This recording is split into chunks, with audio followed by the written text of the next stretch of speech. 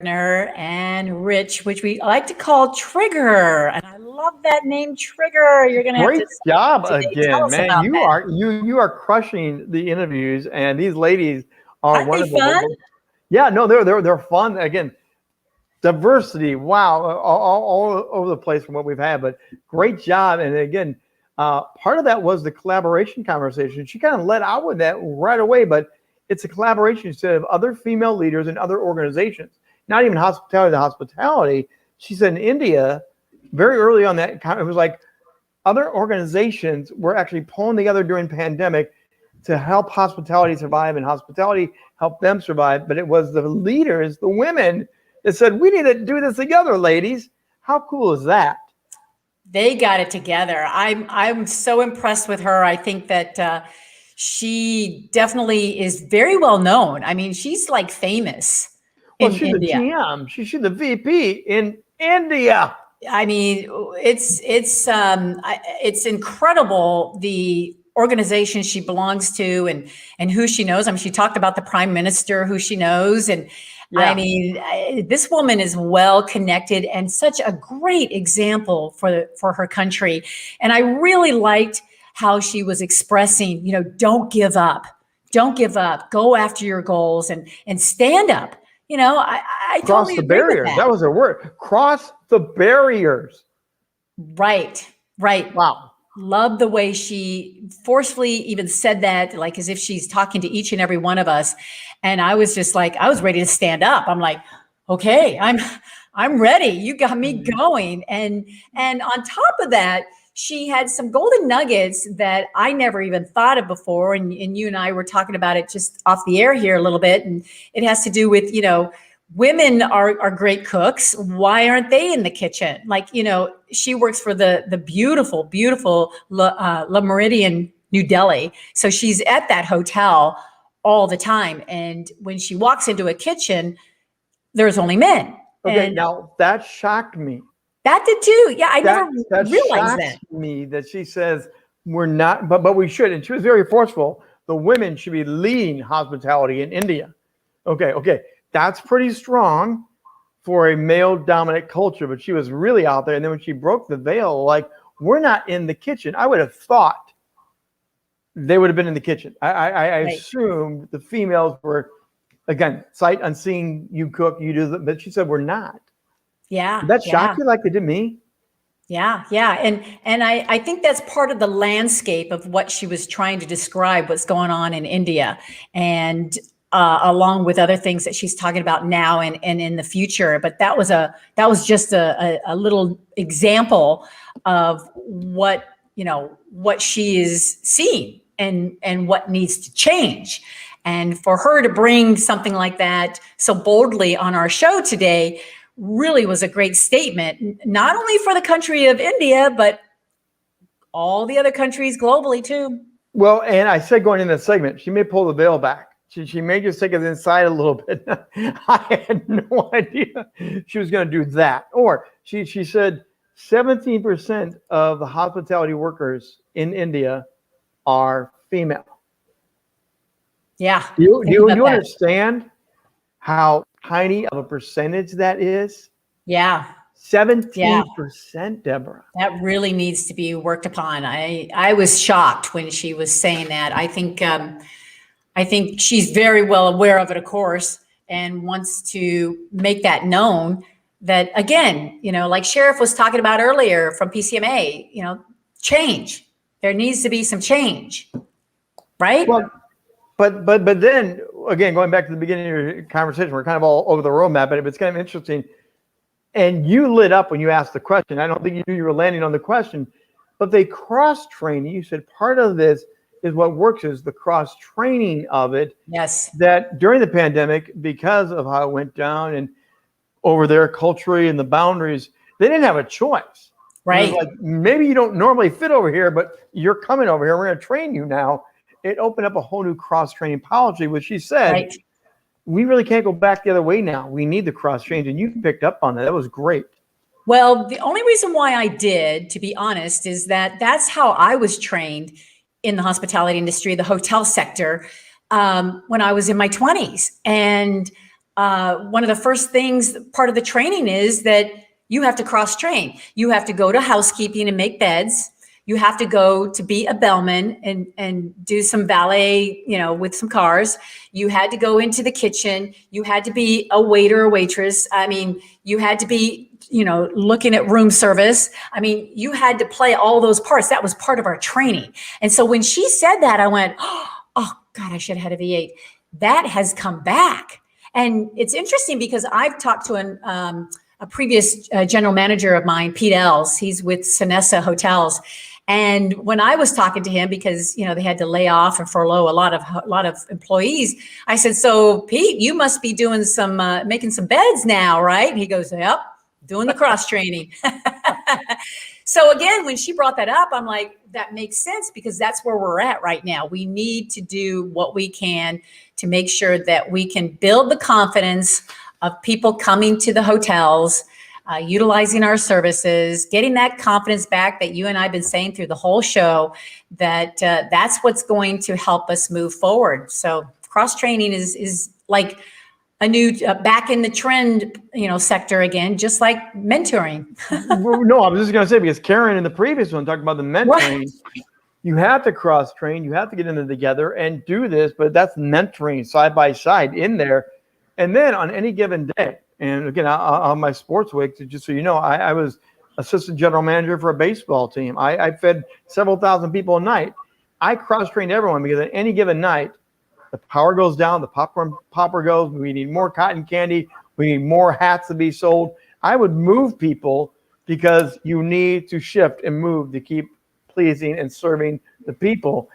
She said it very clearly. This was not the way we ever thought here, but we have to now, and we did it.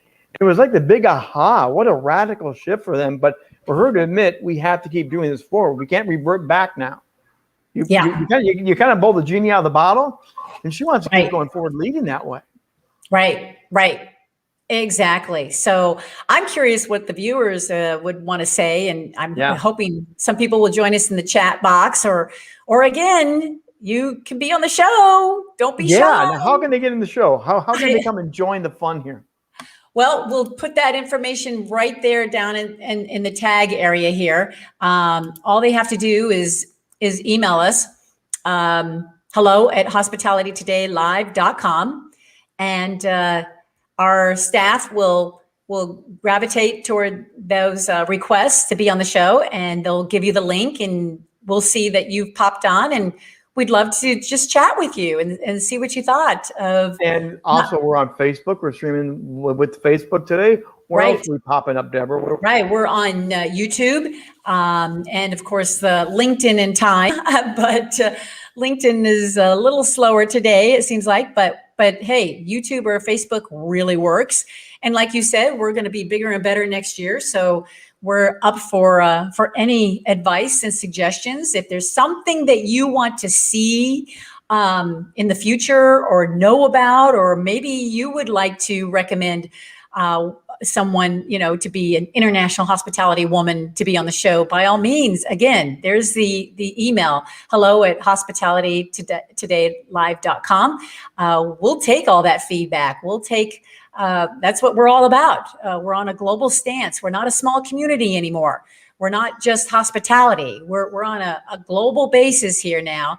And it's all about bringing things together. And I know everybody has a voice. So bring on those ideas. Well, and again, I want to know, are we going to Russia next year? Are we going to go to France next year? Iceland next year? Where are we going to go? That's going to be the big secret. And until which we'll find out very soon. So I like I mentioned, we got to stay close to what PCMA is doing, and what the show is doing, because I have a feeling there's going to be some big, huge announcement. So hopefully we keep our followers coming and the interest as well, because we're just getting started with this International Hospitality Women's Day. And I love your backdrop there. Yeah, we screen on this one. Let's put you full screen on that one. Okay, yeah, again, we've been in India, and it's been great. We've kind of doing a travel log. I'm going to be your traveling postcard host for the day to help you out. Coming up after India, we're going to go to Spain, which would be beautiful. We're going to switch that up in a moment, but we're still in India right now. And again, Deborah, one of the cool things I heard her say, Meena was talking about the fact that the further up the ladder she went, and other women have experiences, and I'm curious if you have, the further the women have gone up the ladder, the more that disparity changes, and you're just, oh, you're part of the club now. Mysteriously, you belong here. Yes. But she said, it's gone when you get up the ladder, but before you get up the ladder, there is a disparity. Have you found that to be true, or is that more of their cultural world of hospitality and women leadership? Well, I believe, that's a great question, because I believe it's worldwide. And I have the way to prove that by talking with, again, David Kong with Best Western International. He actually was saying that the problem here, the main problems is the lack of access of capital and the training and talent development. He was talking about, we just don't have enough mentors, which, as you can see, is kind of a turnaround starting today. And the board level commitments and offering those opportunities is what he was saying are mostly the main problems. So it does start at the top, to make sure that when women do get into those positions, what are those opportunities to keep them there, to keep them prospering, keep them interested, keep them to elevate? Because according to Hospitality Insights, there was a study of about 400 top-tiered companies worldwide. 85% of those companies said that 1 in 5 female employee is at the board level. And 94% of them said that they only have 1 woman at the senior level. So obviously what David Kong with Best Western International Hotels was talking about is true. It's the lack of training that provides the talent development in these women and the mentorship. And above all, I really believe the board level commitment is just not there. So I hope someone like Sheriff Karamat, who talked earlier today on the show from PCMA, says, hey, we got to get these CEOs, these CFOs, the CMOs on board. And so hopefully his statement back in 2018 will start living on and getting these commitments at that level. So I want to just zoom a little bit tighter in on that, because you're set of 1 out of 5, right? Right. We just came out listening to Meena in India. Yep. And she was talking about the disparity, and she's feeling it's underdone right now, needs to change. But she's a VP and general manager. She is one of that 1 out of 5. She has risen in a country that is far behind the threshold, she says, but she's one of the one. You just got to talk to one. You just personally met one of those that she's rocking it. She's crushing it. But now when you say 1 out of 5, she's in that space in a country where it's ultra, ultra rare. I wonder what that stat would be, and how lucky, blessed, timely it was to have her talk about her women leadership in a space where it's very rare. Isn't that amazing? I mean, when you just read that stat and we just talked to her, that's a seismic shift. It really is. Yeah, it's really, really odd. But yet at the same time, it's good that we know this. We need this conversation more and more to uncover what other countries are going through this as well. But she's definitely there to show the way.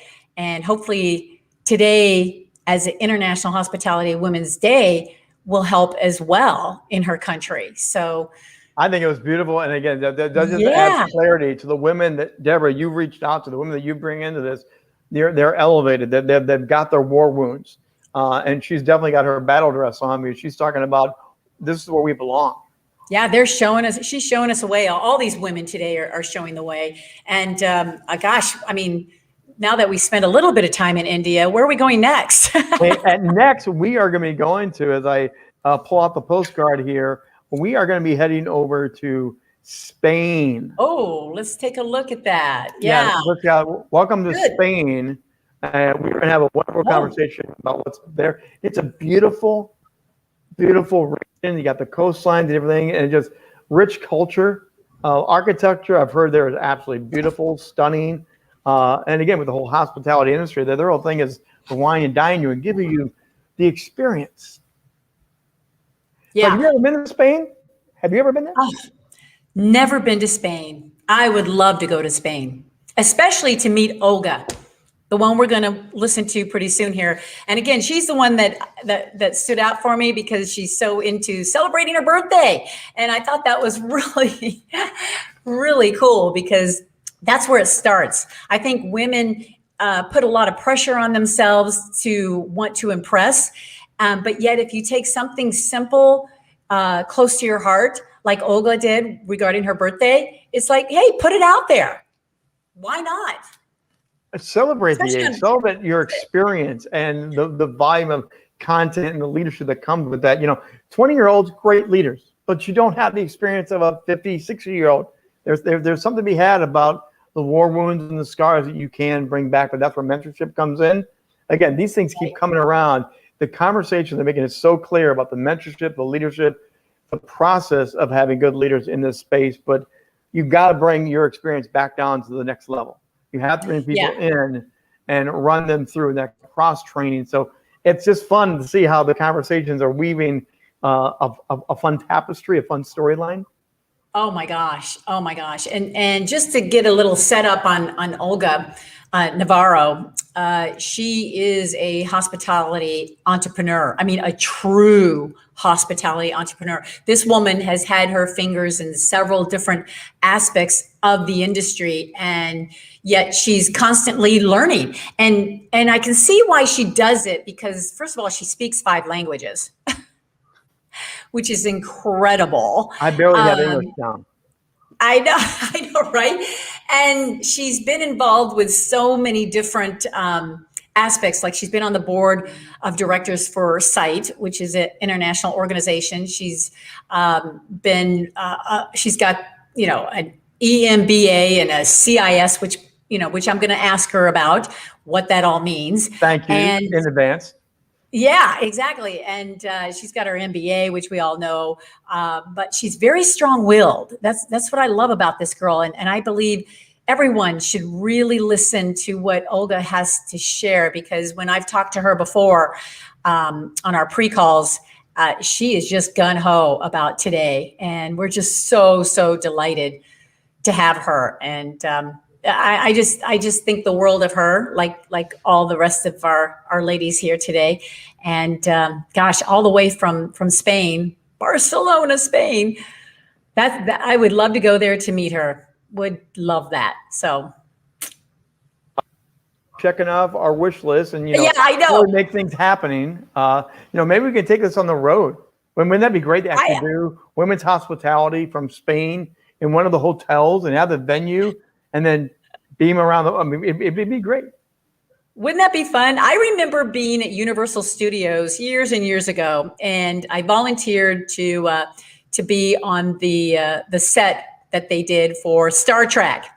And I remember them beaming me up. I had the whole costume on, and they were beaming me up outer space. And it was so funny. I was still standing there, but the audience couldn't see me because they thought I was beamed up. And I'm like, I want to go somewhere. Beam me up. Take me somewhere. And I was still standing there. Okay, now I am forever jealous of you. I just sidebar. No one else has to hear us here for a second. Which version of Star Trek was it? I don't recall, but I'm not a big Star Trek fan. But that day was so much fun that I started watching it, but I never was a fan. But I know, I bet you are. I bet you are. But it was fun to be put in the costumes and play the part. But I really wanted to go somewhere. So maybe I just lost, faith that it doesn't really work. But so let's go do one of those topics for a second, because some of the trends right now are the virtual, the experiential. People want to see and feel, but there's also, on the flip side of that right now, is a staycation. Right. But even with the stay-at-home vacations, hospitality plays a part of it, because people may not be traveling the way we once did, but the hospitality world will have to maybe reinvent the experience of the stay-home vacation, the regional vacation, the trends of let's do something really unique for our region to make it still the attraction to come, to get out of the house, What do you hear, since you're in the middle of this industry stuff? What's going on with the staycations? Yeah, no, I totally agree with you.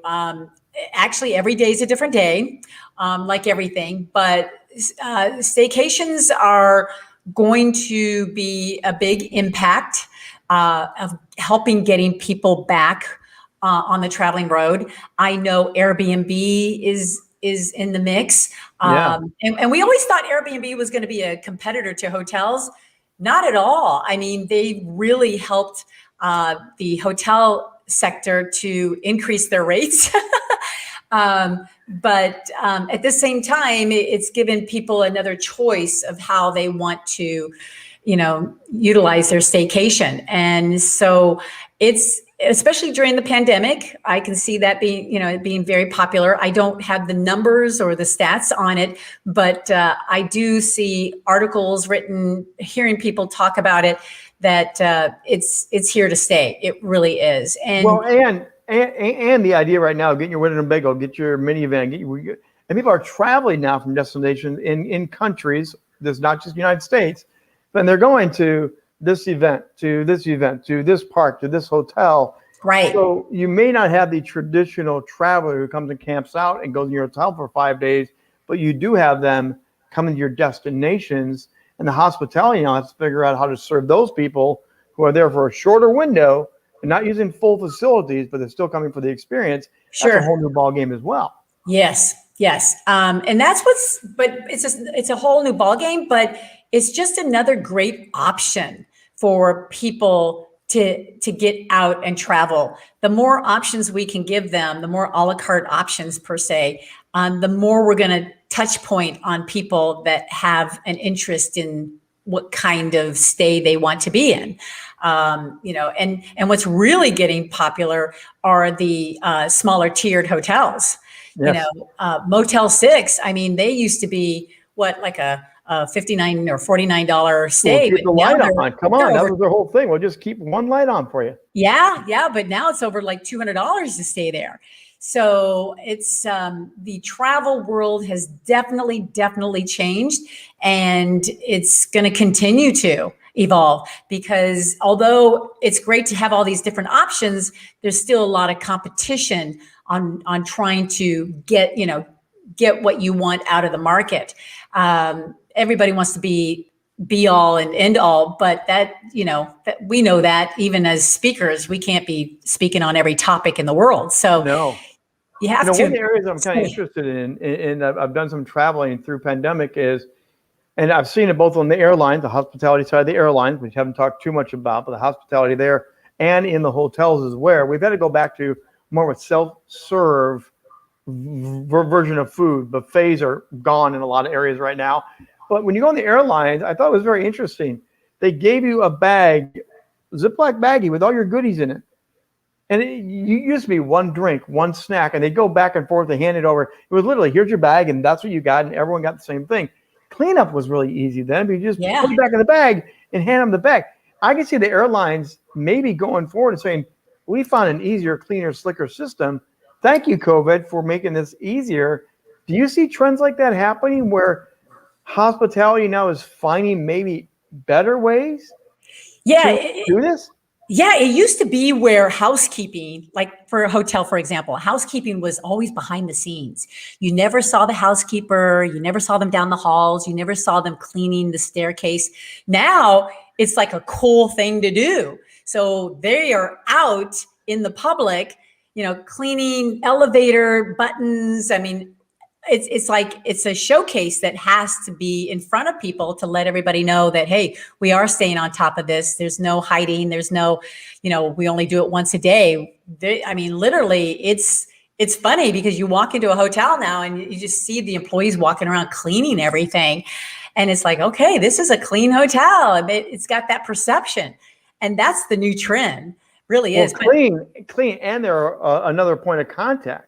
Because now they have to act as concierge, as greeters. So they're not just, it's kind of the Disney philosophy. We're not just cleaning. Right. We're here for you to have access to, because we know we need to spread around to help you get to here, the destination. So they've also changed in their role to be more customer centric and personal centric, while they're cleaning and doing things. I think that's one of the things that you keep going forward with. It just adds to the warmth of we're all here for you, not just the front desk guy anymore. Yeah, and it doesn't even just pertain to the hospitality industry either. I mean, look at what's happening in the schools. Young kids having to, have a packet of Wipies in their backpack now. I mean, we never had that. We just had peanut butter and jelly sandwiches. and now they have these backpacks with all this cleaning items on there. So I think it was time, if there's a silver lining of any sort, it was time for this world. It's part of sustainability. When you talk about sustainability, that's part of it, is being clean, being globally clean, And how about the pre-check to go to the Smithsonian or go to your favorite event or go to the pre-check, I think has revolutionized some of this hospitality industry, because now the time, amount of people, the time entry, the time exit, how much volume you're going to have. I think you've eased the burden on hospitality instead of being like, oh, it's a mad wave. I can remember way back in the dark years of working at McDonald's in my young days. Okay, I was close to Notre Dame in Indiana. We would have the game on. The minute that game was done, we knew it was 30 minutes from Notre Dame to my McDonald's off of the Indiana Turnpike. We would drop every fry. We would drop any burger. We would have it all dropped, and they were flying in. That was the easiest drop off, and it was nuts for an hour. And after that was like, okay, we're dead. You don't have it anymore. You don't have that because this time entry allows you to breathe, to shift, to change people, to keep you fresh. Do you think time entries are here to stay? Yeah, absolutely. And I have to even comment on your McDonald's. I only lasted one day in my job. I was not good at, what is that, flipping the fries at the time or something? You couldn't do the little fry flip? I think it was the first job I ever had that I got fired. Greensburg are not fun. but again, those are the shifts we've all had to make now. Right. And absolutely. Part of the experiment, as we talked about earlier, this is a grand experiment. I think you need to embrace it as the leader again. Which experiments are you saying are going to stick, are going to help, they're going to streamline? Many companies that had to pivot on the C-suite level I've talked to, they've found out that they were leaner, meaner, faster, and more financially secure by cutting them out of the fat that they didn't know they had to cut. Right. It forces us to make changes that we never knew, and we're healthier for it. Right. Maybe hospitality is going through the same shakeup. It is. And we're trying to stay ahead of the world and all that. But yet at the same time, we need to make some quicker decisions in order to get us to move forward faster. But yet sometimes, that whole motto I share with my audience is, slow down to speed up. So I feel like that was the silver lining for this pandemic. We all are slowing down. But I tell you what, Rich, when things start turning around, the floodgates are going to open. I mean, floodgates. And they talked about travel revenge. I also talk about meeting revenge. It's like, how many meetings can we plan in one day to catch up? Because they need to, especially financially, budget wise, and getting people back together. And I can't wait. I love doing this virtual. I do, but boy, there is nothing like face-to-face.